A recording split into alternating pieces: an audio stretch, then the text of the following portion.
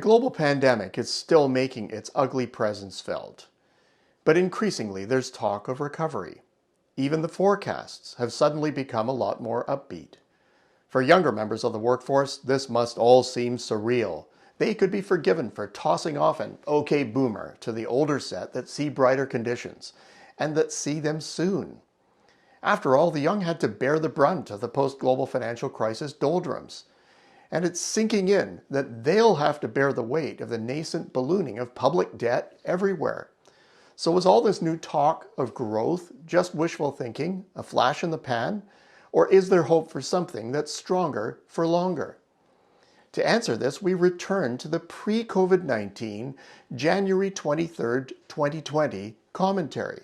In that column, I delved into the weakness of labor force growth and pondered whether that would crimp long-term growth for all of us and really dampen our prospects and our hopes for the future. Well, to many, that's actually a foregone conclusion.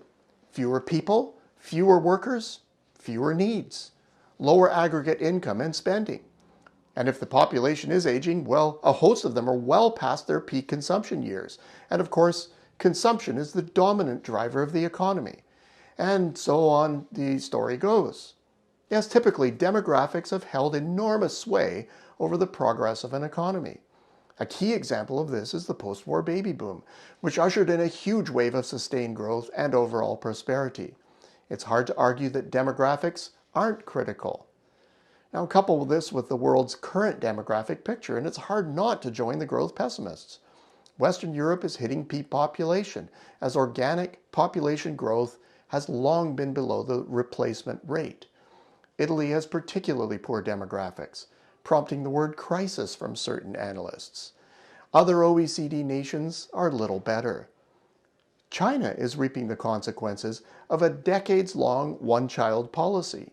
Sustained, spectacular growth has sopped up hundreds of millions of spare workers, and the economy is now being impacted by increasingly scarce domestic labor.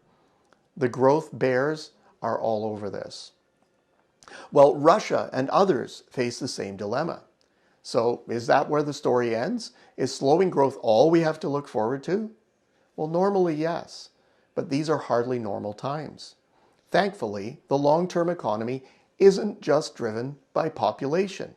Two other pillars of growth are critical determinants of the future: the amount of capital in the economy and the productivity growth that we generate from the way we combine both labor and capital. Now, how are these other factors doing? Here's where the standard story changes. Exponential growth in technology is bringing capital to a point where it could revolutionize growth. Labor constraints are putting the bite on growth, but technology is now displacing a lot of tasks that previously labor alone could do. Robotics, machine learning, artificial intelligence, and other digital applications are being enabled through ever more powerful communication systems, promising to enhance the contribution of capital and productivity to the equation. COVID-19's existential threat to commercial activity has jolted business into a new techno-awareness. And what we are seeing is an explosion of intent, at least, in incorporating this new technology into business processes. Well, if all of this sounds a lot like the Industrial Revolution, bingo, that's exactly what it is. And by their very nature, revolutions are seldom smooth, so there will be fallout. But this one's not blessed with an ocean of surplus labor. It seems it's just in time to fill an increasingly acute labor gap. Even so, there are justified worries about skill mismatch. That is, the jobs that are displaced are simpler manual tasks. In fact, there's a broader concern about a concurrent white-collar displacement. There's also concern about winner-take-all technologies and increased corporate concentration, which suggests a widening of income disparity. Well, these concerns are indeed all legitimate. But if we foresee that democracy continues as the predominant political system, then these issues will no doubt see their ultimate resolution at the ballot box. Output will no doubt be higher, and the broader political question will be how to ensure an appropriate distribution of output's proceeds. The bottom line? As with any large transformations, the ones that are underway and now spurred into turbocharged growth by the pandemic are laden with both risks and opportunities.